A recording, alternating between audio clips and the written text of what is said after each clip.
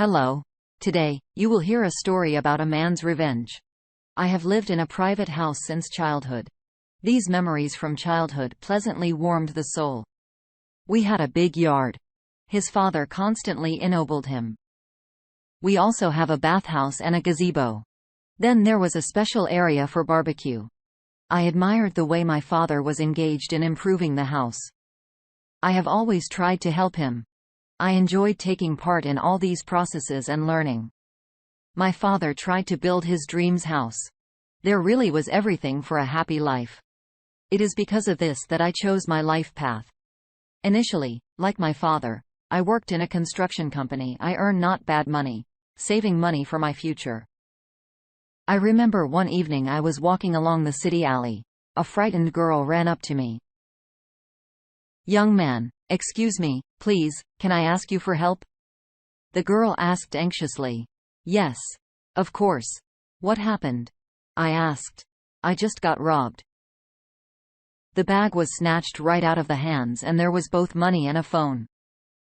"Can I use your phone to make a call?" "Of course. Yes. Here.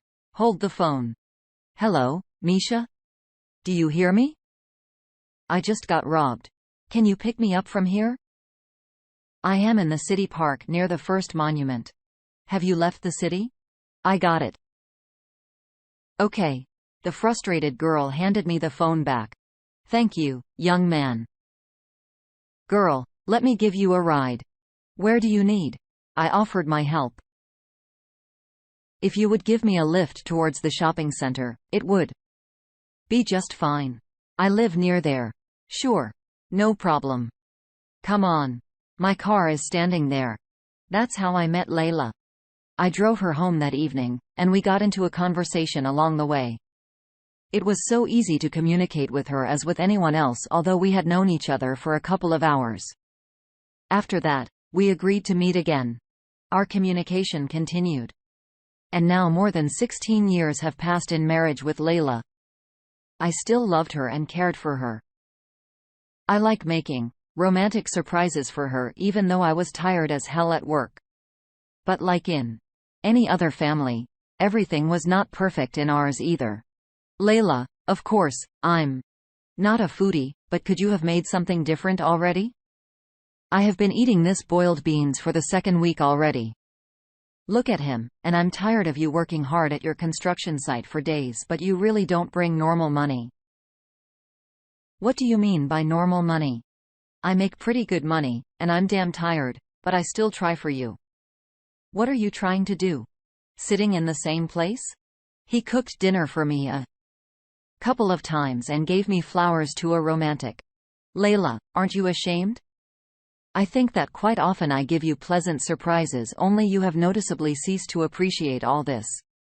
You don't work anywhere and tell me what to do.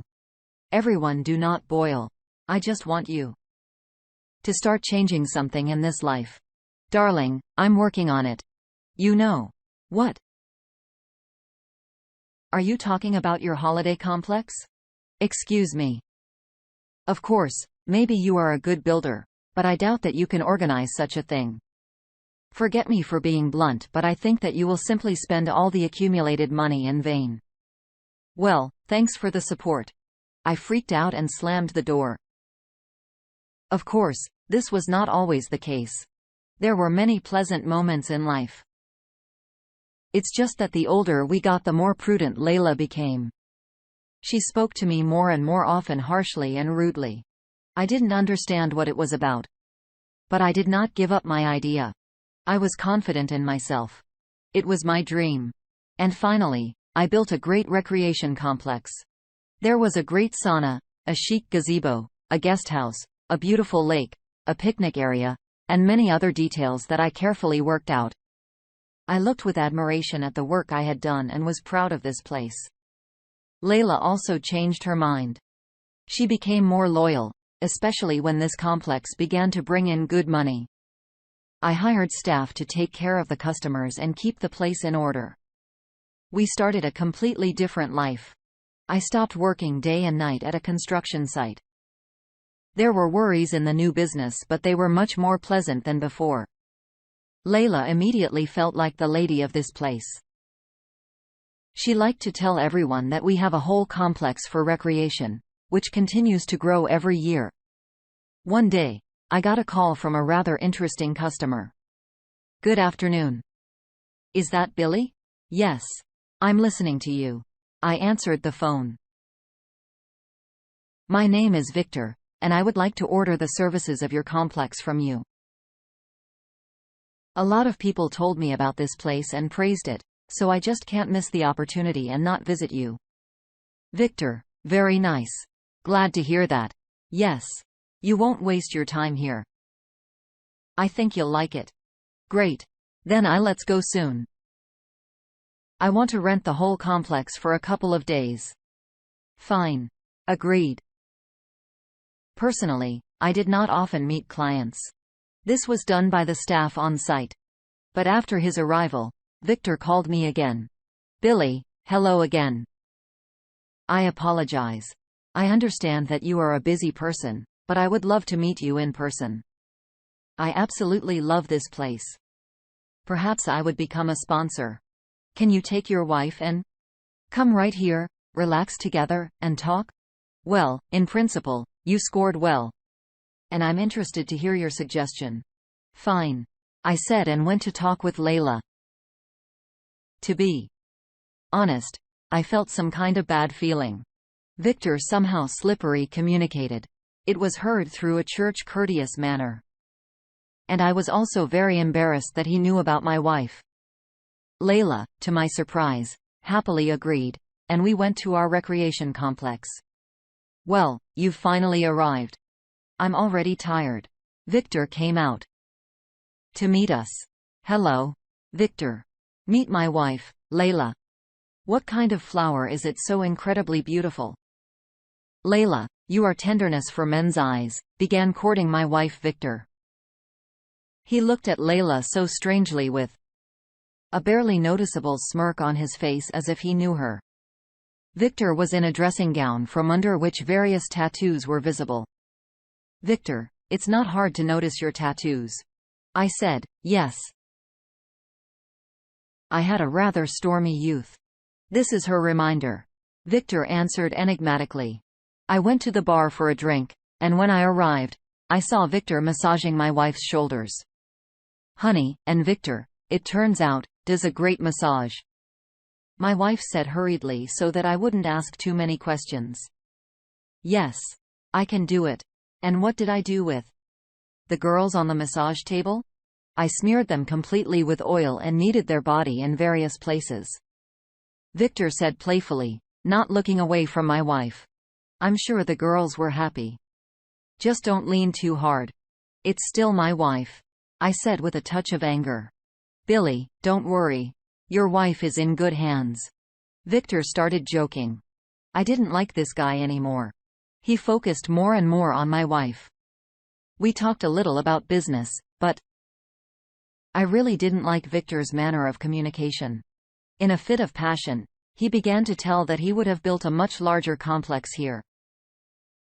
We would become true friends and business partners.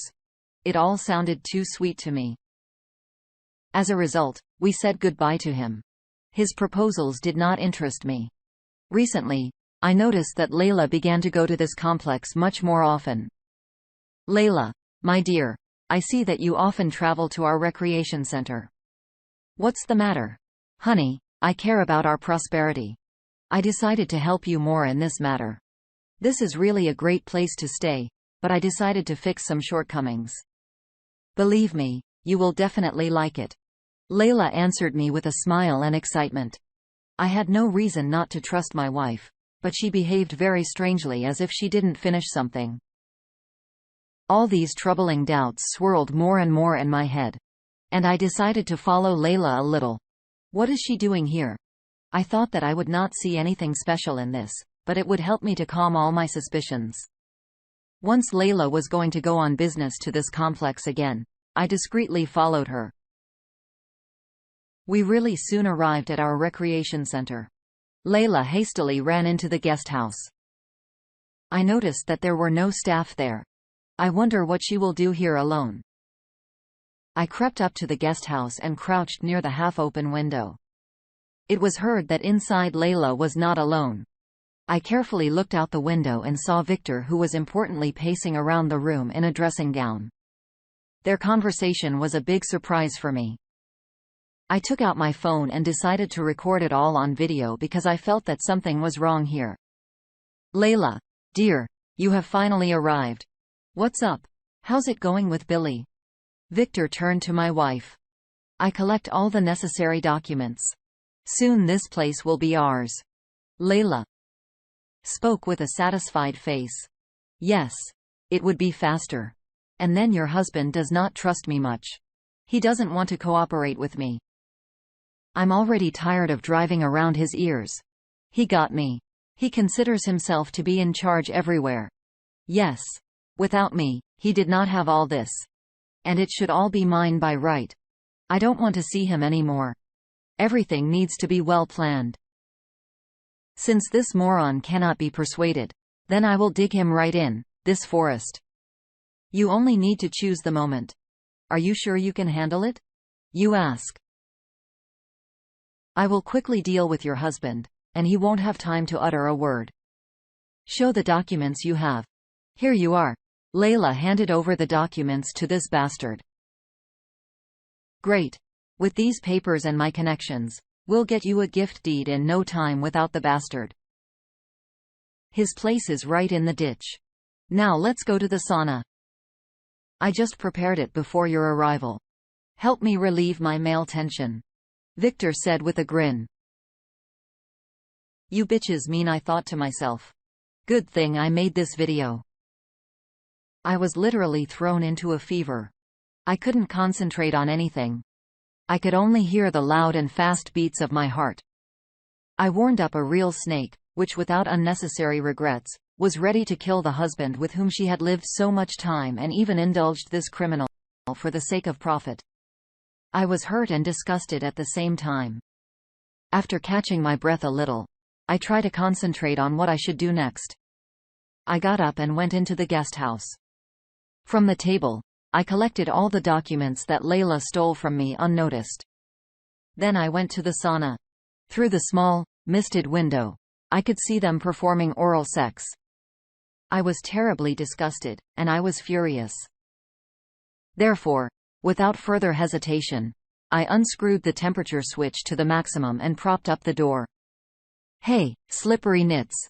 I won't bother you, I yelled as I knocked on the window. What? Who is there? Alarmedly distracted from the satisfaction of Victor, my wife. What do you think, you stupid bitch? I noticed that you are cool, so I decided to add a spark. Get warm. Billy, what are you doing here? Layla began to scream in fright. Billy, man, you got it wrong.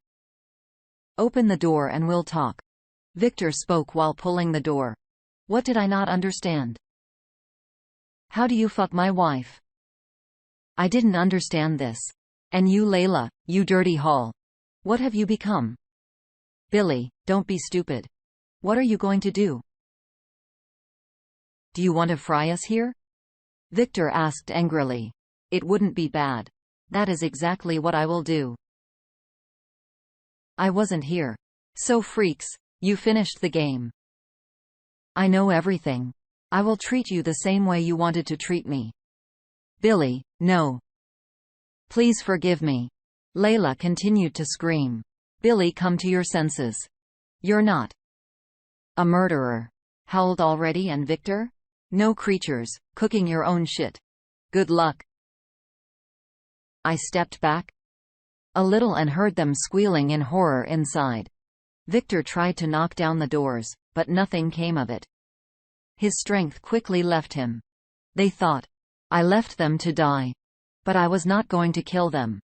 I still lacked this. I waited until they were already almost unconscious and pulled them out into the street. They looked like two boiled crayfish, but there were no burns, just a lack of oxygen, and a high temperature knocked them out. Fucking bastards. Maybe you still needed to be held a little. Otherwise, they weren't very fried. I jokingly spoke to myself. I decided that later I would relive everything that happened here today. I left all my regrets and reflections for later. Now I decided to say goodbye to all this without hesitation. I tied up these bastards and loaded them naked into a trailer. When I was driving to the police station, these creatures were already awake and squealing like uncut piglets, frightening the people around. The police initially detained me too, but then they released me. The sheriff was a good friend of mine.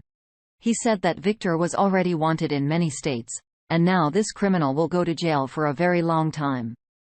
The video I took was attached to the case. My wife was also sentenced to several years for complicity in an attempted murder and forgery. But the most pleasant thing was that when this creature was released, it would have absolutely nothing. The irony of fate. She wanted to take everything from me, but in the end, she herself was left without anything. I thought I was going to be depressed because I had to throw so many years out of my life, but it wasn't all that bad. Thanks to my lucky revenge. So I boldly looked ahead and enjoyed life without regrets. Dear listeners, your support is very important to us. If you like our story, please like, comment and subscribe.